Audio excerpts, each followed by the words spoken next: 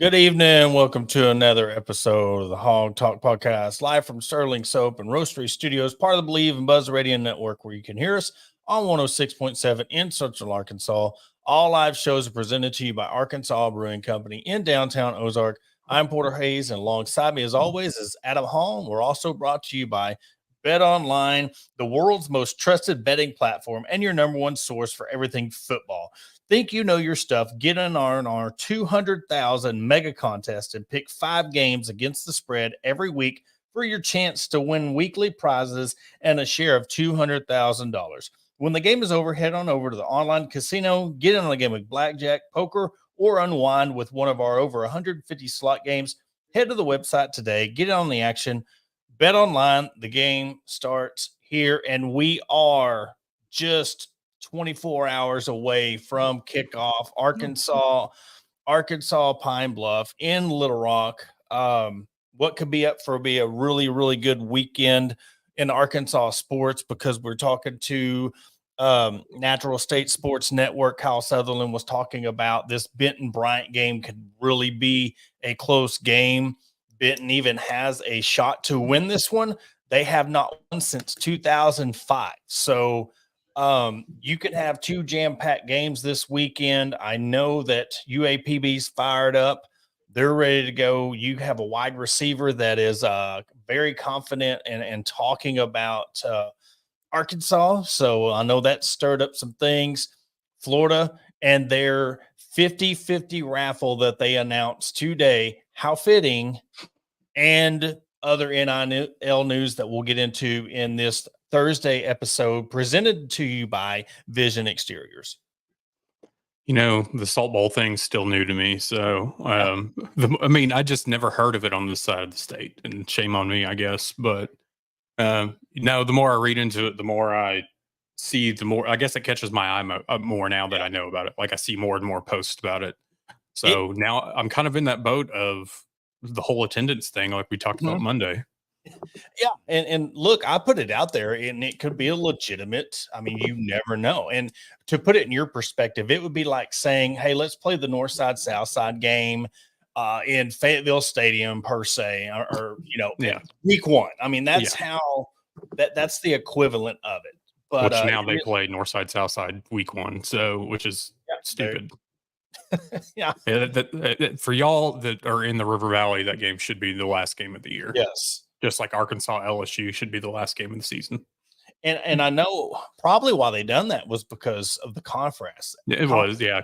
Because even before them dropping down to 6A, you had Northside that had moved to the 7A Central, and Southside stayed in the West. And that all came down to whatever politics behind closed doors, but they looked at Google Maps and were like, hey, Northside is 3 miles closer than Southside is to that conference, to the nearest school. So we're going to move them so they don't have to play each other in conference games. And I suggest, before we get into the main part of the show, while we're talking about high school, I interest you in getting a Hootens magazine. In the conferences, they have a state map, and it shows you where every team is. Go look at that map to give you a real view of where these teams have to travel. And I know now we're in a spot where we're changing up. Well, this team plays this conference in football, and the basketball volley, the basketball schools and the spring sports play a different schedule. So go look at that. That gives you an idea of just how far some of these have to travel. But we'll get right into it. Arkansas indeed does play UAPB tomorrow night, 7 o'clock, ESPNU, correct? Correct. Okay. So for those who are wanting to know what channel it's on, when we do our game day graphic that Adam has put together, it will have the channel. We'll even put it in the comments, where you can see it. So looking forward to it. Google helps also. You don't have to make posts or comments asking for some of those folks. I've always, look, I know this is going to rub some people the wrong way, but I've always compared the people who ask the question, this is the Division I SEC school, schedules are out, all this stuff. The people who ask where the game can be seen is exactly like those people when the weather forecast comes on with the radar and they're like, is it going to rain in Ozark, when the map of the state and the rain is right there? I put people in the same group. Which, just looking at the early, because I didn't realize all the games Thursday night, because typically Thursday's kind of a wash in a sense, but to see like Missouri's playing Thursday night also, but that got me looking at schedules, and I came across this tweet, and it's hard to talk bad. Well, it's not really hard to talk about bad about Missouri because it's Missouri, but their first 4 weeks for this team that this top 10. Oh, Murray State, Buffalo, Boston College, and then Vanderbilt. We talked about that when we were breaking down the schedule of how soft their schedule is. Jesus. And you could see them winning another 10, 11 games because of how soft their schedule is. And it's ridiculous that now, especially with this new format of the SEC, how did they get so lucky in getting this? I'll just be real. It's a typical SEC East schedule. I mean, South Carolina's been able to do it. You win. Look, 7-5 in the SEC East is way different than 7-5 in the SEC West. It just is. And we thought with this being, we didn't know if it was going to be pods or how this new layout was going to be. But yeah, they definitely got an easy ride to 10, 11 wins again. We'll see what Arkansas does. It is concerning. I know a lot of this could be, if it is the new standards, if they're just trying to do this to abide by it. And I know we talked about on Monday about it only counts for SEC games, but we're seeing some injury reports, banged up guys, and I know that a couple of names are going to be out.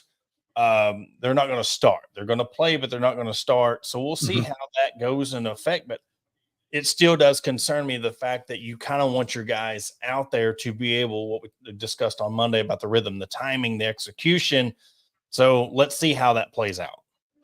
Yeah, I know Armstrong Dubinion will both be available, but he doesn't know if Armstrong will be ready to play. It's especially with wide receiver quarterback, you want them to get that early rhythm together. And, being injured, being out, especially when you come first game in the season, you want to establish that before you go into Stillwater week 2. And we got a couple of clips we're going to play back to back. One is discussing, the big year that they are expecting to have, what they're wanting to get out of the season. And then the second one really got me is it shows that they're fired up. They want to prove people wrong. We'll play those clips and we'll discuss them. I think it's really exciting, man. I go up against Landon. I've been going up for him about 8 months now. I'm excited to see a new opponent, get somebody fresh, somebody that doesn't really know me, and just kind of go out there and just perform. I'm excited just to show what we've been working on all summer, all spring, and all fall, and just kind of put it on for people to see. Yeah, a lot like he said, really just excited to hit somebody that isn't our own team, So it's been a long time coming. So I think it's going to be a big year for all of us. We've looked really good throughout fall camp, throughout spring, and now it's time to show the fan base. It's kind of like a fuel to us. I mean, it's my motivation for sure, and I hope the team also has that motivation of like being left out by the media and all that. So, going into the season, we're here to prove everybody wrong, and go hard. I think that's a big thing. They want to, Sam Pittman, it's starting at the top and working its way down. And look, if you get that mindset and it trickles down to your team and you go into every game, no matter if it's UAPB or LSU, you want to prove everybody wrong. Hopefully that translates to you come out and you blow UAPB out of the water. You're going to have, well, it's UAPB. You're supposed to do that. Well, yeah, you are. But it shows that they're taking this seriously. They're coming into this game as a dress rehearsal for Oklahoma State. But could you imagine Landon Jackson and Carmona going up against each other in practice every single day? You talk about iron sharpening iron. That's a great matchup that I didn't even think until I heard them say that. But, man, those are two beasts trying to stop each other. Well, and I know, like, during the fall camp, summer, or I guess when the players really started meeting, with the media. That was something that Landon Jackson had touched on previously. He didn't do that last season with working more or less one-on-one with offensive linemen. There wasn't that bond. There wasn't, it was just like they're doing their thing, they're doing their thing. And him and Carmona have been going just at each other all camp, all summer, spring, whenever they started, just because basically like teaching what the other one was, what that position should be doing or what they could be doing, because they're trying to make each other better. And it's, it's good to see, because apparently that wasn't happening before, and we know what happened with the offensive line last year. So it's good to have that push back and forth from two guys that are going to be leaders on your team. Well, and you got storylines coming into this game. It almost looks like you're going into this with Arkansas having somewhat of some motivation to impose their power with, just the trash talking that UAPB is doing. Bobby Petrino coming out and pretty much saying, we shouldn't be playing these games. Let's just give them the money and schedule real teams. That had to sting even for a program like UAPB, but it's really throwing some fire on this game, and I'm here for it. I think it's very exciting. And from an entertainment aspect, it's going to make you tune in more, like how bad is Arkansas going to beat them? How much of a fight do UAPB put up? So I'm really liking this attitude from Bobby Petrino, Arkansas, and UAPB, because look, this is turning into, it could be a chippy game. And that is what Arkansas needs to see, because they're going to have people come out after that are going to slap you in the mouth. So I'm looking forward to it. Yeah, and listening to or going back and watching Petrino's clip, I think it came out 6-7 days ago. He's right, though, in a sense. He looks at it like he talked about Margaret, and Margaret used to go to all these coaches meetings, and basically just try to instill in everybody like, hey, we need to help these other programs, these smaller schools, because we're trying. We want to make sure football stays alive, football stays relevant, especially in these schools that may have financial issues, may have issues of keeping teams on the field. So he's just like, let's just give them the money and schedule somebody else. Yeah. Let's, and you're making bukus of money at the level of an SEC team. Help the teams in your state. It's one of those things. If they don't want the handout, so be it. But I highly doubt many of them are going to back off of it.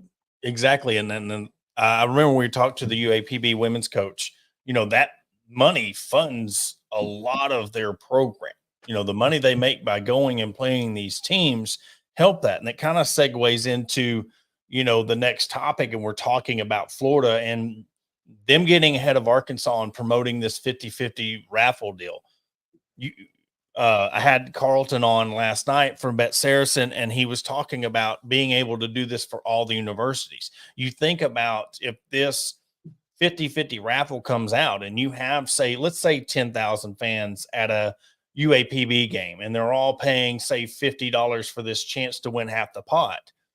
Half that goes into the program. You do that during your football and basketball games, you're going to generate more money on top of, I said previously, state legislator, like in South Carolina, Clemson has to play an in-state school to support them. Just put it in state legislator. Don't play the game. Just give them the money, donate it to them, or fund something, and then go about using this 50-50 raffle. Or it don't even have to be a 50-50 raffle. Try something else that you can get something involved with this NIL stuff where you are able to look at the D2 schools that can start making any kind of money on it. Because look, think about Battle of the Ravine, and they're able to $100 a ticket, and you get a chance at half the pot. How much money that could raise for those programs. So it's a good idea. I hate to see the timing of the announcement of Florida, because it's right on the heels of what we've been talking about. I even joked to Carlton about being on a car wash. He was on 2 programs today after us last night, and then he's been on numerous beforehand. So this is not just Arkansas Razorback athletics. This can change a lot of schools all over the state of Arkansas. No, I mean, you're going to have your alumni of, let's say, UCA, Arkansas Tech, Arkansas. I mean, all the other schools that we'll say, a step above or a few steps above, say, Pine Bluff. but these teams that are essentially kind of right on the cusp of maybe moving up to the next division, or the teams that have, I mean, this could, maybe this add or helps even add to a renovation that's needed. Cause there's a lot of things that go into these teams moving up. Yes, good conference point. or up the line is you have to have such and such seating capacity. You have to I mean, there's a bunch of parameters to you moving up classifications. And so, I mean, these type of things, whether it's the money coming from University of Arkansas or whether it's coming from a 50-50 raffle, whatever it is, it's just bettering all these schools and all these programs. Yeah, and UCA, I think, is the most recent one to do it because, look, they used to play Tech. Tech and UCA used to be a huge rival. And now UCA's Division I, and they don't play them anymore. Then Arkansas State, I don't know where they were. I think they were Division I AA. I mean, back then it was Division I AA. Now they're an FCS school, I believe. No, they're an FBS school. Mid-major is what you would put in basketball terms. So we're looking at this because, look, Adam, we don't know where this scheduling, what's going to happen in the next 5-10 years with the college football landscape. What happens if, say, this Saudi Arabian company buys ESPN and there's this huge super conference, Arkansas's in it, and you're not allowed to play teams like Arkansas Pine Bluff. You're playing everybody, and say there's 32 teams. Only those 32 teams can play each other. And there's those more meaningful games. You're not going to have these UAPBs. You're not going to have Alabama's lucky being able to have a bye week right before LSU and Auburn every game. You're not going to have this easy cupcake schedule that Missouri has. You're going to have legitimate games every week. And if that happens, I'll be just more excited about that than this device where you can stream all the sports on it. They come out last year. I don't even know if they've it's not even come out. Yeah. Since that announcement, it's been kind of quiet on that. But, and you bringing up that with the 32 team conference, we have no idea what that's going to look like. I would imagine, I feel like they would still give maybe 1 or 2 games max to a true like non-conference, if you will, whatever. But I could also see them not doing it. You're in a 12 game slate that you've almost got like an entire year or entire season of a playoff. It's one of those things that you've really got to watch, like your seeding and where you're ranked and this, that, and the other. But I could see him at least doing one non-conference game, and maybe that just to preserves those rivalries. Yeah, those rivalries, those contracts you talking about in the state of South Carolina, those games that like, hey, they've got to do this. So give them one non-conference game that they have that contract with or state legislation with, and then everything else is in conference. Because, even with the SEC change and no more East and West, we still know that that's going to change again because they're still going back and forth or when the 9 game slate's going to start. And are they going to break it down into pods? We don't know, because what we saw or what we're seeing this season isn't how it's going to be, I think, after the next season. Yeah. You're going to like this next comment. But, ESPNU. Yes, Dennis, ESPNU will have the game day posted tomorrow. But what we're going to do, we're going to take a quick commercial break. This is going to be a shorter version of the show. When we come back, we're going to give our thoughts, breakdown of the game, importance, key to both sides of the ball, and we are going to do the first week of the Woo Pick Pick'em with the combination of us and Hog HQ. We're going to do that every week, pick 4 to 5 games. We're going to have a running score. The winner at the end of the year gets a nice belt, so we're going to catch you right after the break. Looking to enhance your home's curb appeal? Look no further than Vision Exteriors. As your trusted roofing, siding, and exterior experts, we're here to transform your property. Our skilled team ensures your job is not only functional, but also aesthetically pleasing. Along with roofing, we also offer window, gutter, and siding insulation to boost your home's appearance with our quality options. Visit us at www.visionexteriors.com or call us at 479-397-4770. Let's make your vision a reality. Discover wellness at Baptist Health. As Arkansas's largest and most comprehensive not-for-profit healthcare organization, we're here for you every step of your journey. Whether you need heart health services, orthopedics, or simply want to live well, Baptist Health has you covered. Visit us at 1001 Towson Avenue in Fort Smith or at one of our 250 points of contact all over the great state of Arkansas. From urgent care centers, senior living, to our primary and specialty care clinics, Baptist Health, for you, for life. Are you looking for your dream home in the heart of the Ozarks? Look no further than Hillbilly Realty. Located at 401 West Commercial Street in Ozark, Arkansas, our experienced team of professionals is dedicated to help you in finding the perfect property.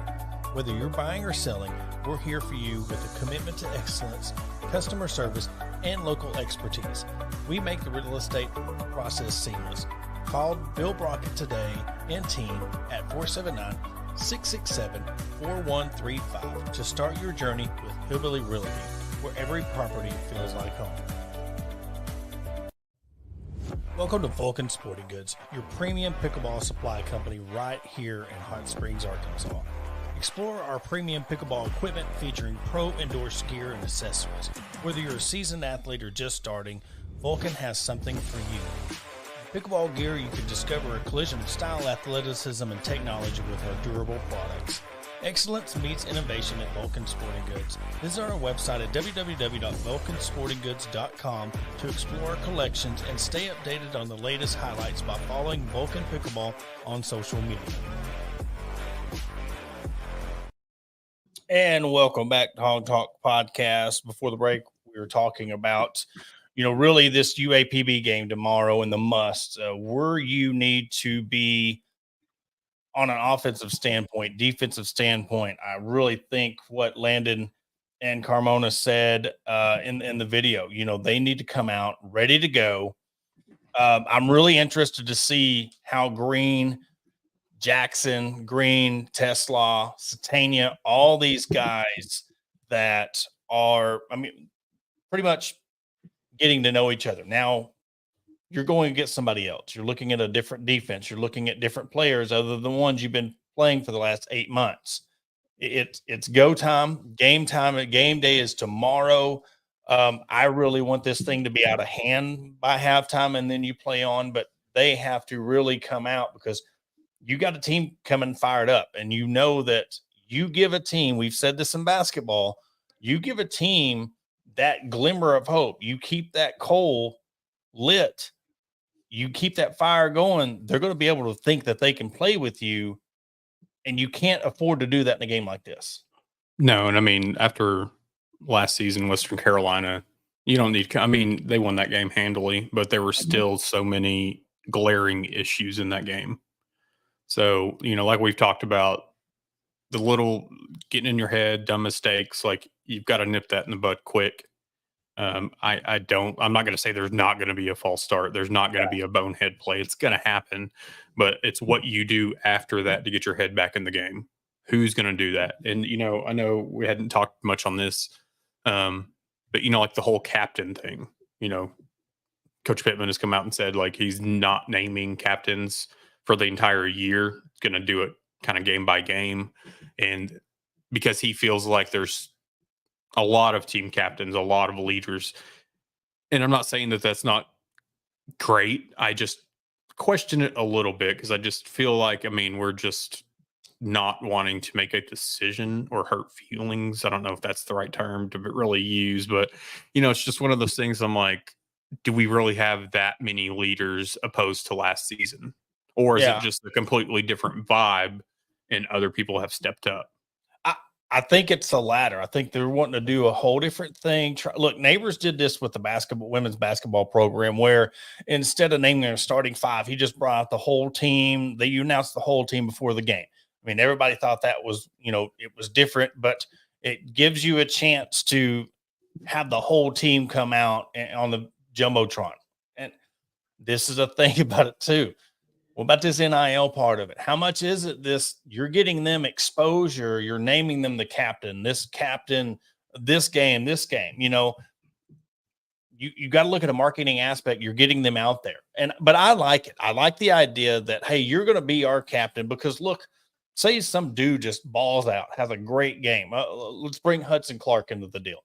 He gets a scholarship, and then all of a sudden, dude, you're going to be our game captain next week. To some, it seems high schoolish because you have different captains every game. But look, if he could do anything to try to tweak this to get people to buy in each game, they have a great game, man. You're going to be our captain next week. Or the suspense of getting them really fired up before a Wednesday practice or whatever. Hey, this is going to be our captains this week. I think it's a good idea. I don't see anything. I get where you're coming from it, but I really see more positives to this than negatives when it comes to naming a captain every week, because I just think it's a cool idea. Yeah. And I mean, like I said, I had just reading about it today. It hadn't crossed my mind before. I honestly didn't even think about who the captains were until, this was put out there. But, you bringing that into, whether it's practice, whether it's the previous game, I think you kind of got to do combination of both or the practice, because you could very well somebody have a great game and then come out there and practice the following week and screw the pooch. So, it's one of those that goes hand in hand, but reward factor. I mean, like they give out game balls and things like that goes along with that. Kids in high school, they love the helmet stickers. They loved getting, being able to, after a game, man, you watch film and hear helmet stickers for the plays. And there's, I believe, Ohio State's big on it with the Buckeyes. And, people are prideful in putting this is another thing that you say, let's go 2-2, 2 offense, 2 defense, or if special teams guy made a game-winning kick, he's, hey, we're going to name you the captain for the next week, or somebody who has really off the field stuff or on the field, but yet it's your attitude of you stepping up and you helping a player out, or when you think things are getting out of hand on the field, you calm the player down. You're stepping up. You're exemplifying that you have those leadership qualities. Hey, man, you're going to be our captain for that. I think it's cool. And, speaking of the captains and the leadership and then this, watching the clip that you shared that the Hogs Plus had put out with Coach Pittman and Bo Mattingly and talking about Talon Green, do you think that there's anything to some of his comments, like Talon having the it factor? He has the leadership factor, on and off the field that they hadn't really had before. Is he really thinking about the past much and KJ being in that position, or is this just more like, this is our guy, this is who we've been missing, this is the fit that we've needed? I mean, there's kind of two sides to it, and I know that I'm being a little pessimistic, I guess, in a sense, with thinking those things when it comes to who Talon Green is replacing, but it has to cross your mind some. It does. Mine is completely 100%. I mean, that's coach speak. I mean, it's, hey, we got our guy. We're confident in our guy, which he can be it, but we ain't played a game yet. We ain't played like a real game. And yes, you're basing off what he's done in practice and individual workouts and stuff like that. But I just think it's just another thing. Pittman's an amazing speaker. He's a great interviewer, or interviewee. It's one of these things that, and I'm not saying that it's not true, but his comments is basically just putting his confidence in Talon, and he does. We don't know for real because we're not there. We're not in the practice. We're not in the locker room. But what I gathered, it's entertainment. It's Hogs Plus. It's the in school media outlet that they're trying to get people fired up. It's just like him doing the radio show every week in the catfish hole. What are you going to say? So, but I'm not saying that as a diss. I'm not saying that, well, he hasn't done nothing to prove it, blah, blah, blah.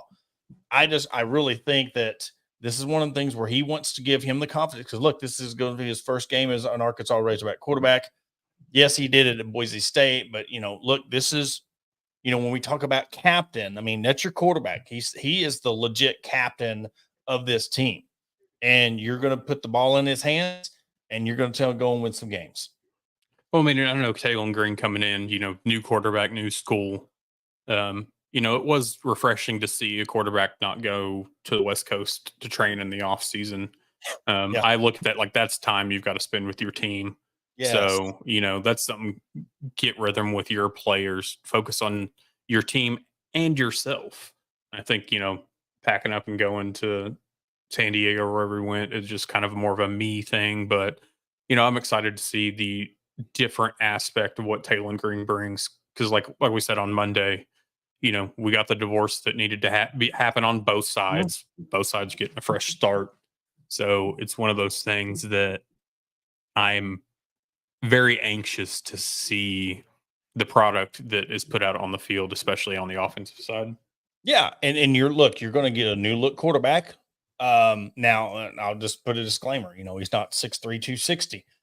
He's not going to be a battering ram style quarterback. Now he's going to get some runs where he lowers his shoulder, but you got to protect him at the same time. But it's funny how you can, and I don't. This is how scatterbrained I am. I don't even know if I made the point. I might have. If I did, sorry.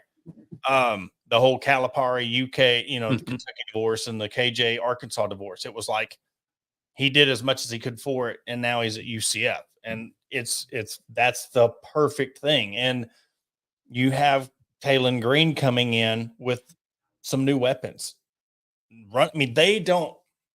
I know there's a lot of people looking at the negative side of this football schedule and program, but I'm looking at the talent we have.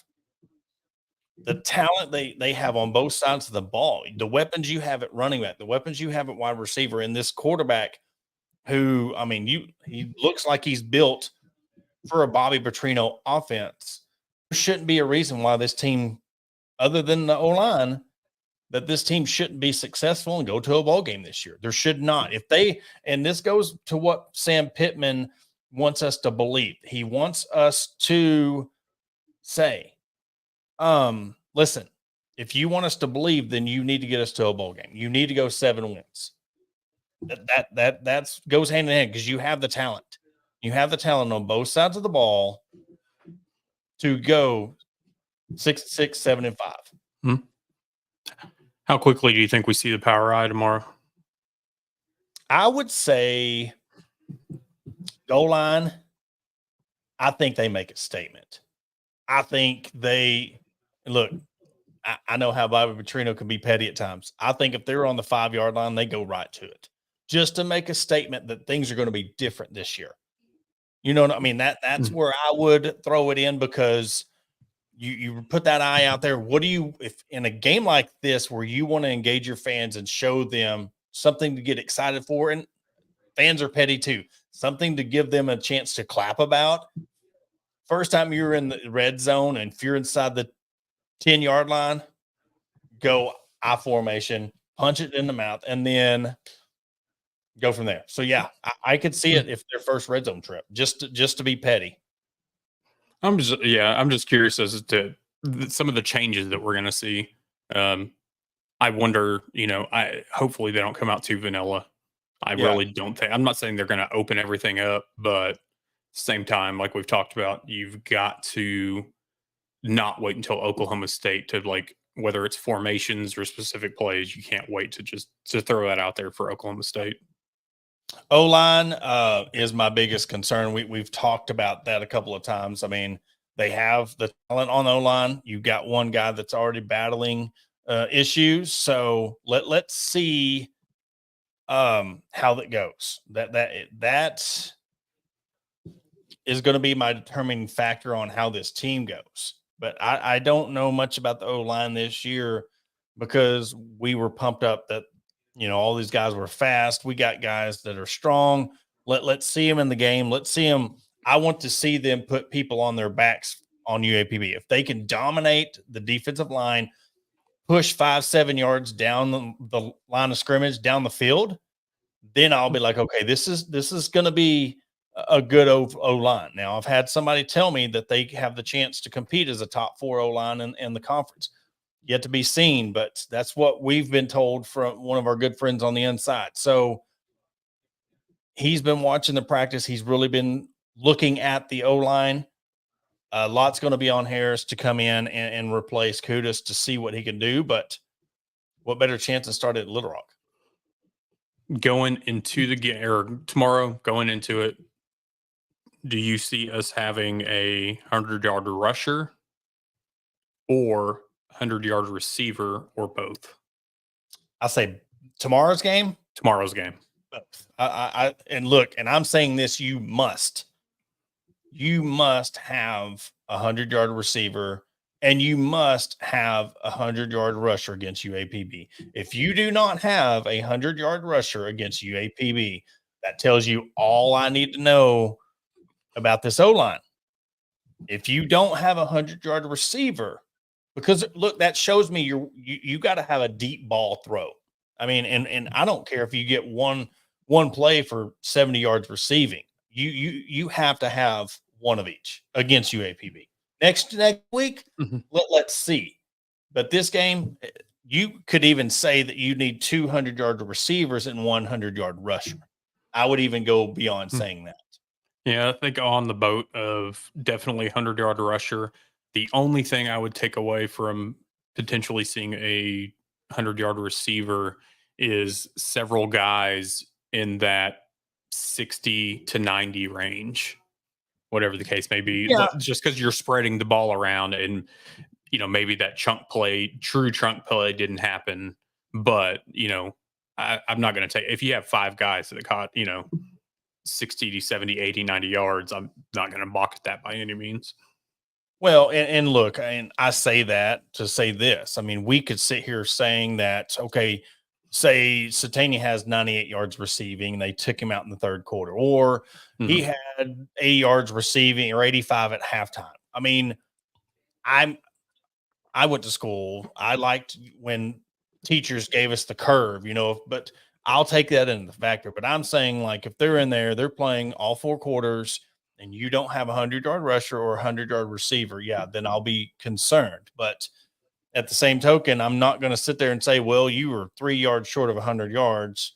I'm so disappointed in this, because we're going to watch the game. We're going to say, well, they didn't play a quarter and a half, So, all right, yeah. Last one I'll throw at you. Over or under? We'll go 3.5 sacks by Arkansas's defense. Not just one person, the entire defense. I could see Landon Jackson having that by himself. I'll take the over. I'll take the over. Where you got? Now, just to be opposite, I'll go under. I'm kind of right on that. I think you're at minimum 3 to 4 minimum. Again, kind of like we talked about with the offensive line and the running backs and whatnot. I think you've got to get pressure from your defensive line to cause issues in the backfield. So I think you've got to get a minimum of 3 to 4. I'm saying that because this is going to be one of them games where UAPB is going to be trying to go in their pass heavy offense to stay with Arkansas or try to keep going. So therefore it makes you a one-dimensional team, and you're going to see, of course, more sacks. So if you're getting good pressure on them and you get some sacks, you could see possibly more, but again, it's weird because I'm just coming out hard. I mean, I'm sorry. We're expecting this team to be a 7-5 or 8 win team. I've got to judge them like if they were a 7 and 8 win team. You got to come out and impose your will on UAPB. I'm sorry. I 100% agree. I know we're all ready for the excitement. I know I've had a few people today, looking for tailgate spots and this and that. And I saw they had the thing at Park Plaza Mall or something tonight. So, I know the fans are ready for it. Yeah. And right here, this question: which will be a better indication for the season, 100-yard rusher, receiver, or 400 total yards? I'm going to go rusher on this one because, like the point you made, I mean, you could have 4 guys with 80 yards receiving or one guy with 1 catch in their 90. But if you don't have a 100-yard rusher against, especially if you have Dominion, they're holding him out, or if he only plays a half, they're not going to bring him out for 10 to 20 carries on a given night with the opponent like UAPB, and if he's playing a half. So I think it's very, very imperative. You must have a 100-yard rusher in this game tomorrow. Yeah, I think that comes more into factor. And I was just looking up, it made me go back and look at like last season's total offense, which, dwindled down to 326-yard total offense average. But we still had those games that you're in the 350 to 400s. Okay. And our offensive line still was, had its issues that we saw starting with Western Carolina. So, yeah, I think the 100-yard receiver running back is a lot more of a telltale sign. Yeah. Because, look, what do the vibe, say we do something on Friday or Sunday, what do you think the vibe's going to be coming in here if we have, let's just say, one guy that only had 70 yards rushing against UAPB and nobody else is close? I mean, now it'd be different if, say, you have 4 guys that had 80, 85 yards rushing, but I still think if you don't have that one guy over 100, I think the vibe's going to be because of the PTSD, because of the O-line issues. I think it's going to raise some major flags come next week. And you can't have any kind of anxiety or stress heading into this Oklahoma State game, the most important game of your season, week 2, if you can't run the ball on UAPB. And let's all be clear here that Arkansas comes out with a victory, people are still going to be nitpicky about things. Oh yeah. Especially with the fans. Like, doesn't mean we have to attack each other in the comments. Yeah.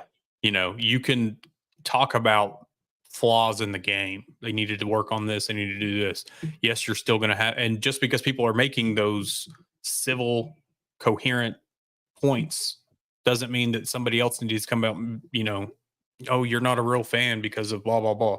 You can have constructive criticism. Yeah. It's perfectly fine. If people are coming with facts and they're like, hey, look, I noticed on this play, or I watched the game and they're having trouble doing this and that. But if you have these knuckleheads who are like, well, they just suck.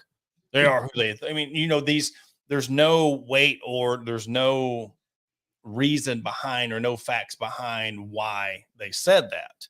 Those are the comments that are just like, push them aside. Now, people who are like, well, I wish they could have done this better against UAPB, it concerns me. I'm right there with you. Mm-hmm.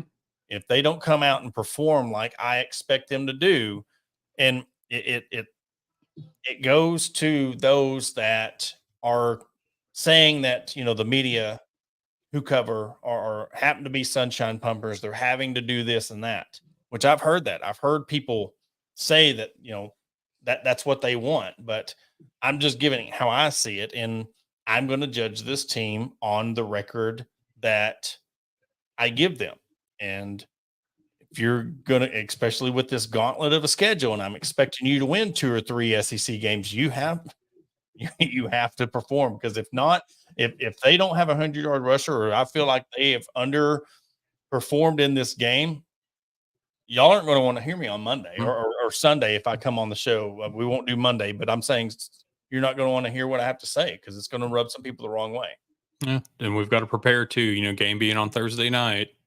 So we're going to have some extra days in between now and Oklahoma State so we'll, instead of, having say a day or two and then jumping into Oklahoma State talk, we're going to have several more days of this UAPB game to talk about. So I don't know if it's good or a bad thing, or if Saturday, people can worry about all the other games on and not have to focus or worry about Arkansas. Who knows?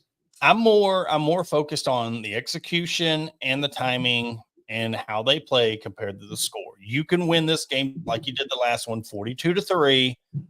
And if you have the O-line does their thing, if the receivers are getting open, if you're getting separation, if the running backs are, if the hole's not there, you find another hole, or you hit that hole fast and get through to the linebackers. If that's being done, I'm okay with that. This team does not have to put up 50 on UAPB to make me believe that this is a good team. I'm looking at the first half of this game, go mid first quarter, get their feet wet until end of half into the third quarter. Like I said on Monday, I'm going to go prime for prime on where you should be in this game. Get that first drive out of the way. I'm not going to be one of them first drive they go 3 and out. I'm going to lose my shit. I'm not going to do it. But if we're doing multiple 3 and outs, then we got some issues. So, but that's where I'm at. But that switches to our wrap up. We announced that we're going to do a collaboration with Hog HQ, which they play their Sunday shows on the Hog Talk podcast. We're going to do our weekly pick'ems. We're going to have 4 games a week that we're going to pick. And you see that I'm the lone one. I will never pick against Clemson. I'm sorry. So I'll take an L on that one. I don't care. But other than the Arkansas, let's talk about Notre Dame, A&M, USC, LSU. Let's talk about. We both have Notre Dame. We both have LSU. What are your thoughts on those games? The Notre Dame Texas A&M one, I was actually on the fence about. Reason I'm giving or going, with Notre Dame is just a lot of the simple fact that Texas A&M, new coach, Yep, new system, new everything. Maybe but Texas A&M's talent, then was what I was looking at. Like that was kind of swinging me back Texas A&M's way. I'm just going with my gut solely in this one that it's going to be Notre Dame. I believe that one's at Kyle Field though, so it's one of those that how's Notre Dame going to handle 102,000 people or however many fit in Kyle, 112, whatever it is now. I get that, but you got to realize they've played in the Horseshoe, they've played at Michigan Stadium, they've played in the Coliseum. I mean, if you're looking at this, is nothing different for Notre Dame. Now, that being said, it's going to be a different kind of environment because it's a cultish kind of environment in Texas A&M. Yeah. It's one of those things that Texas A&M's got to show me they couldn't do it with Jimbo. How are they going to get this thing rolling with the new head coach and all that? I got to see what they can bring to the table before I pick them. Notre Dame, as much as I say they're one of the most overrated programs right now, I put them as the Cowboy equivalent of college football. I still think they're better than A&M. Mm-hmm. And then the USC game. Yeah. This one I was more on the fence of. Yeah. I'm going LSU because I just despise USC. I don't think top to bottom, LSU's got better talent. Yeah. I mean, and I just don't think USC, it's been a while since they've just really been hitting them out. They've played a legit, this isn't, you're not playing a Mississippi State. You're not playing a down Florida team. You're playing one of the premier programs in the SEC.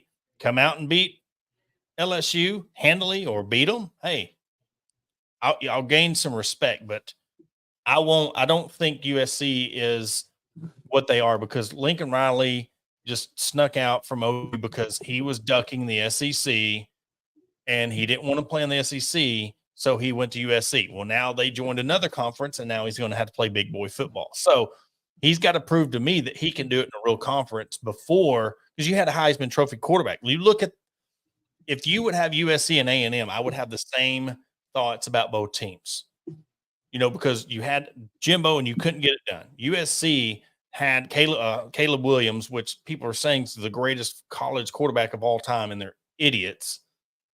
He can't even beat Utah. I just don't see them dropping down to this quarterback and them beating LSU week 1. I do not see it happening. Well, and I think, over the summer, spring into summer, I guess, USC had a mass exodus of players at one point in time. And I don't see, I would say, potentially the next 2 to 3 years, I don't see Lincoln Riley being at Southern Cal anymore. No, I think the downfall has already started, and I think it'll become more apparent this season. And I think that it starts with this game. I think USC just comes in and smacks them in the mouth. Yep. Or LSU comes in and smacks USC in the mouth. Exactly. I think that's what's going to happen. But there's our picks. What we're going to do is we're going to post these running total throughout the whole season. Football's here. We're here. We're ready. And Adam, you got anything else before we wrap it up? Now we'll add in starting week 2, which will be the first week of the NFL. We'll start adding in the primetime NFL games. So you'll have 3 NFL and then 3 or 4 college football, just Arkansas, and then whatever the top matchups are. But just to mix it up a little bit, and that's all I got. I'm ready for tomorrow. All right. Well, that will do it for this episode, Hog Talk Podcast. Again, I'll either be joining Hog HQ guys on Sunday or we'll come to you Tuesday, depending on what's going on We will not have a show on Monday, but that will do it for the Hog Talk podcast. Thank you to all of our sponsors, part of the Believe Buzz Radio Network. We'll catch you on Sunday.